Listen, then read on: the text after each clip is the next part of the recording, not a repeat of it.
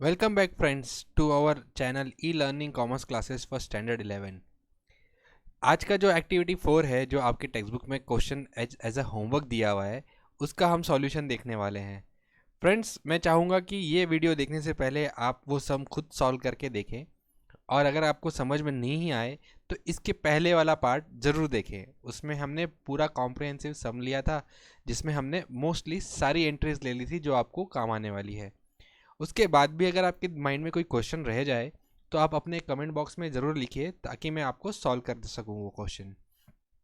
Okay friends, I hope आप लोगों ने वो सम सॉल्व किया होगा। तो अब हम देखते हैं आपने सही सॉल्व किया है या नहीं किया है। अगर आई नो आपने सही सॉल्व किया होगा, लेकिन अगर कहीं कुछ क्वेश्चन होगा या आपके मन में डाउट होगा तो वो क्लियर हो जाए, इसलिए मैं आपको इसका सॉल्यूशन दिखाने वाला हूँ। तो पहले देखते हैं कि क्वेश्चंस क्या है उसके। देखते हैं। एक्टिविटी 4 में सिर्फ 7 एंट्रीज है, और पहली एंट्री है mister M started business with ₹75,000।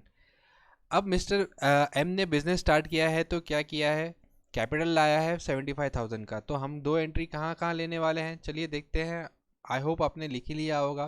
पहली एंट्री 75,000 कैश आई आपके बिजनेस में, और किसने लाया, कैपिटल। और जो भी हिसाब होता है प्रोप्राइटर के साथ, वो हम किस में करते हैं, कैपिटल अकाउंट में, जो आपके लाइबिलिटी साइड का पहला हेड है।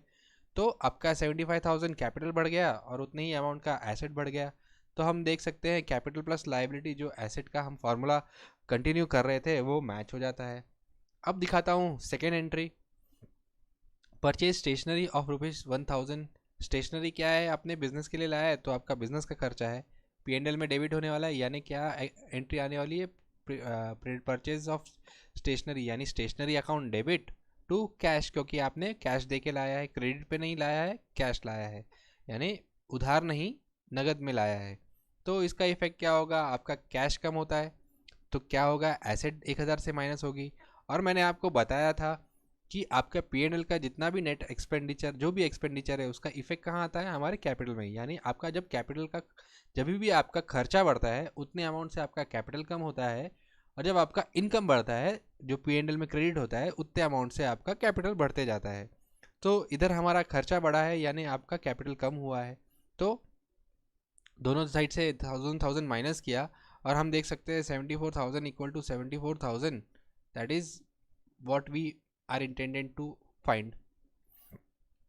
थर्ड एंट्री है बॉट गुड्स 6,000 फ्रॉम एन।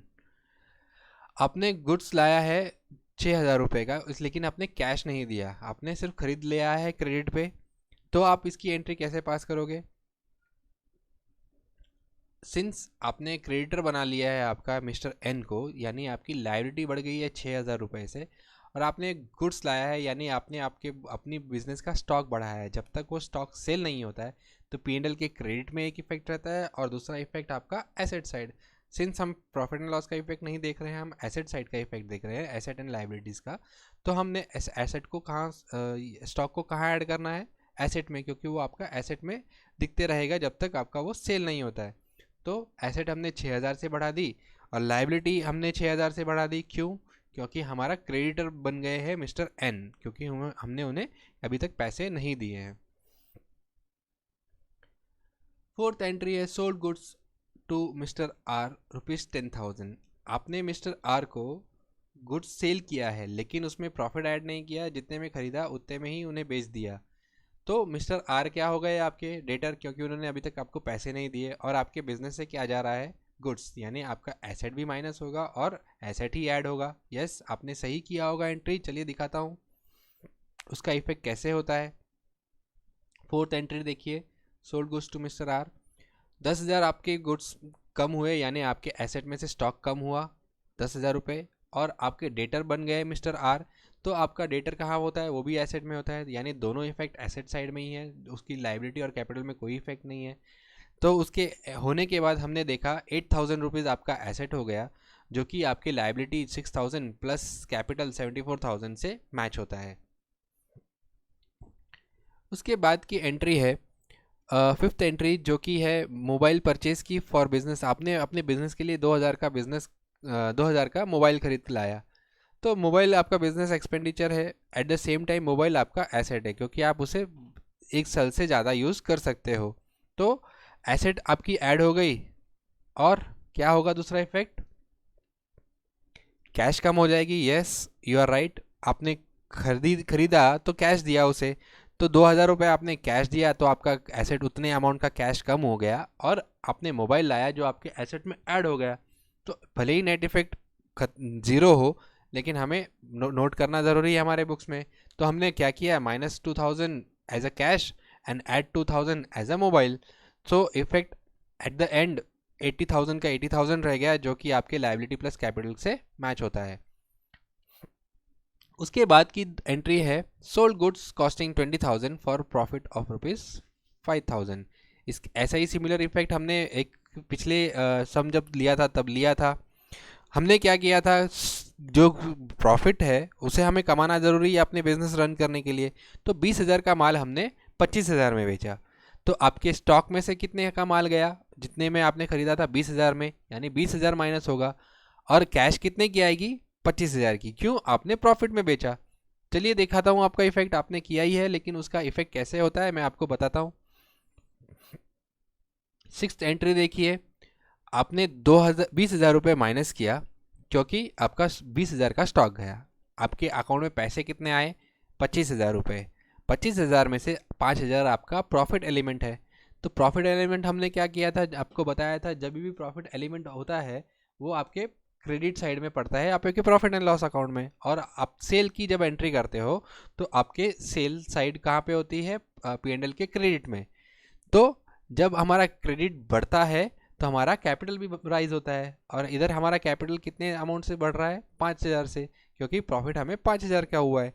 तो हमने इफेक्ट क्या लिया, -20,000 स्टॉक, 25,000 ऐड किया, वो कैश है, और उसका 5,000 हमने कैपिटल में ऐड किया, और हमारा asset equal to liability plus capital match हो गया।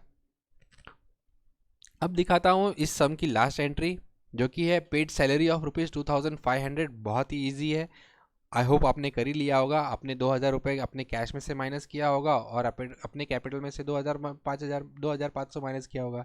क्यों, आपका खर्चा है, तो आप क्या करते हो, कैपिटल में से माइनस करते हो, क्योंकि आपका P&L का खर्चा बढ़ रहा है, यानी आपका कैपिटल कम हो रहा है। और सैलरी में से एसेट आपने कैश दिया, तो आपका 2,000 रुपये 500 कम हो गए आपके एसेट से, यानी आपकी कैश कम हो गई। और उसके बाद जो आने वाली इफेक्ट है वो आप बैलेंस देख सकते हो कि एसेट जो 82,500 है वो इक्वल है आपके लाइबिलिटी 6,000 प्लस कैपिटल जो कि 76,500 है। ये होने के बाद अब समझ सकते हो कि आप अपना क्वेश्चन सही तरीके से सॉल्व कर रहे हो। आई होप आप लोगों ने ऑलरेडी जो सम सॉल्व किया होगा और आपका ये मैच भी हुआ होगा। दोस्तों, अगर कोई भी क्वेश्चन हो, कोई भी परेशानी हो, तो हमें कमेंट बॉक्स में ज़रूर लिखिए, और हमें आप ये भी बताइए कि हमें आपको हमारा वीडियो कैसा लगता है, और उसमें हमें क्या चेंजेस लाने की ज़रूरत है, अगर आपको कुछ चेंजेस रिक्वायर्ड है। और अपने दोस्तों को भी ज़रूर शेयर कीजिए, ताकि वो भी इस सम्स का बेनिफिट ले सके और अपने मार्क्स इंप्रूव कर सके। Thank you so much for being with us, thank you so much. Will meet you in next part, जो कि हमारा नया चैप्टर हम लेंगे, जो कि आपका जर्नल एंट्री से रिलेटेड है, और बहुत ही इंपॉर्टेंट टॉपिक है आपका। तो जर्नल एंट्री कैसे की जाती है, क्यों की जाती है, और उसका इफेक्ट कैसे जाता है, वो आगे के चैप्टर में आपको बताने वाला हूँ। तब तक के लिए stay tuned and keep studying. Thank you.